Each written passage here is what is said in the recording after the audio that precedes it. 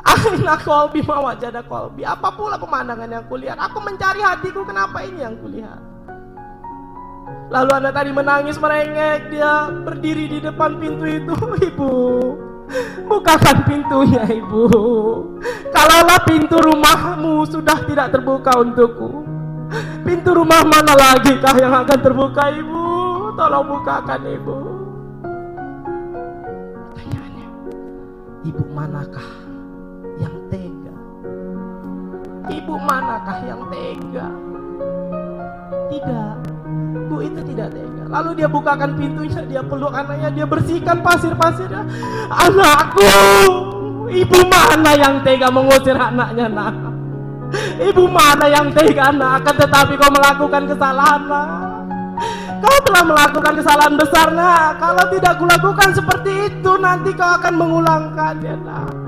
Sini, nak, peluk ibu, nak. Peluk ibu, nak.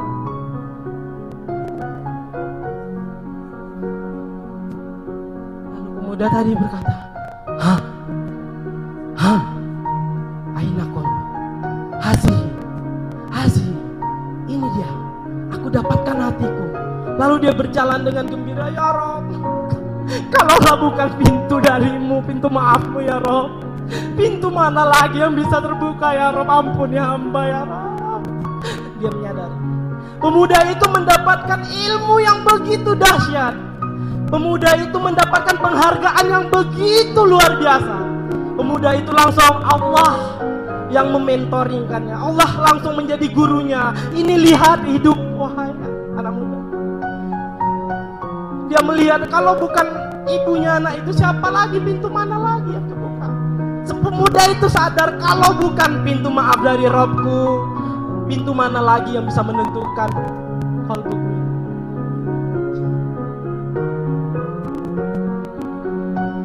Kadangkala kita berpikir, apa dosaku? Jangan tanya apa dosaku Bapak Ibu, dosa kita banyak. Hidup ini harus layaknya seperti ketika seorang anak kita masih umur 3 tahun terbang-terbangkan oleh ibu kita. Kenapa kita tidak takut? Malah kita minta, ayo Mi, ulang lagi, lemparkan lagi, dan dia tertawa-tawa. Anak kecil 3 tahun itu dilemparkan, dia tertawa-tawa. Kenapa dia tidak takut? Kenapa dia tidak gampang? Karena dia percaya ibunya tidak mungkin memperlakukannya dengan hal yang buruk. Begitulah kiranya ketika kita dihadapi dengan ribuan masalah, dari depan, dari kanan, dari kiri, dari belakang, dari atas, seakan masalah nggak selesai. Kita harus percaya tidak mungkin Allah menyampaikan kita, itu tidak mungkin. Believe. Keyakinan itulah yang sekarang memudar dari para pemuda muslim. Keyakinan itulah yang telah luntur dimakan zaman, menyebabkan anak-anak muda sering galau, menyebabkan seorang istri sering galau, seorang suami sering galau, seorang pebisnis galau. Kalbunya tidak dia bersihkan, prasangka buruk sama Robnya selalu tinggi di dalam hatinya. Tidak ada kepercayaan.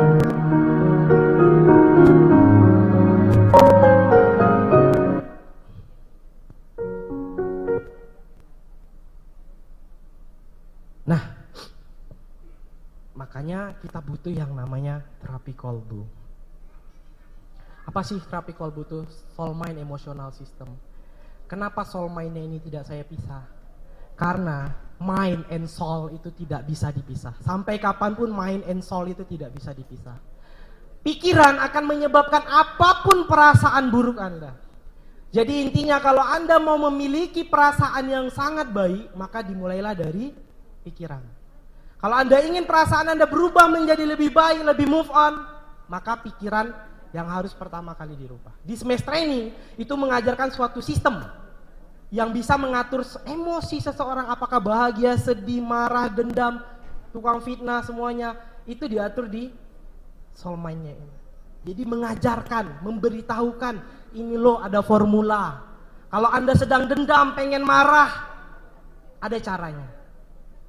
Ketika itu Anda bisa berubah.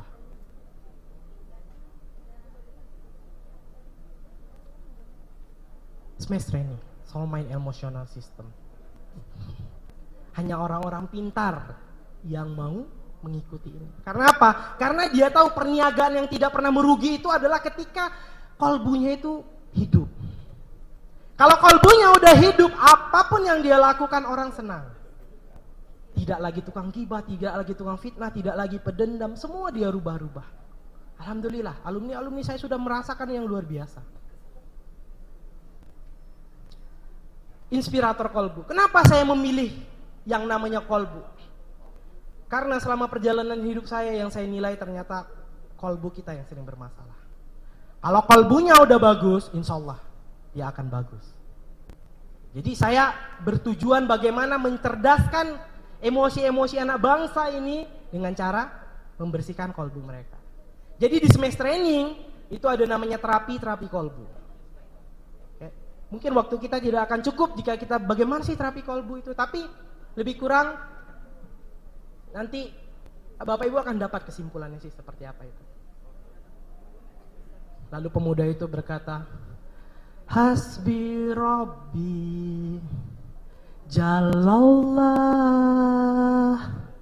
ma fi qalbi ilallah alal hadi sallallahu la ilaha illallah. Hasbi Rabbi, cukuplah Robku, kucukupkan hanya Robku. Dialah yang maha tinggi, Jalallah. Mafi kolbi, tidaklah di dalam kolbuku, di dalam hatiku, di dalam jiwaku, di dalam batinku, melainkan hanya Allah di dalamnya. Alal hadi sallallahu, petunjuk atas salawat Rasulullah sallallahu alaihi wasallam, dan tiada Tuhan yang berhak disembah melainkan Allah. Dia berkata, Hasbi Rabbi Jalallah ma fi qalbi ilallah alal hadi sallallahu la ilaha illallah. Ikuti saya ya, kalau saya tunjuk ikuti gerakannya. Hasbi Rabbi Jalallah ma fi qalbi ilallah alal hadi sallallahu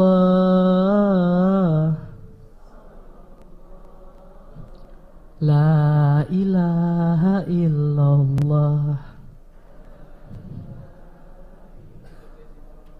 Boleh angkat tangan Anda yang punya masalah, Anda yang sedang garau, boleh angkat tangannya. Angkat aja tangan Anda. Saya nggak tanya apa masalah Anda. Anda punya masalah? Anda punya masalah? Atau kita lakukan, semua boleh berdiri, semua boleh berdiri.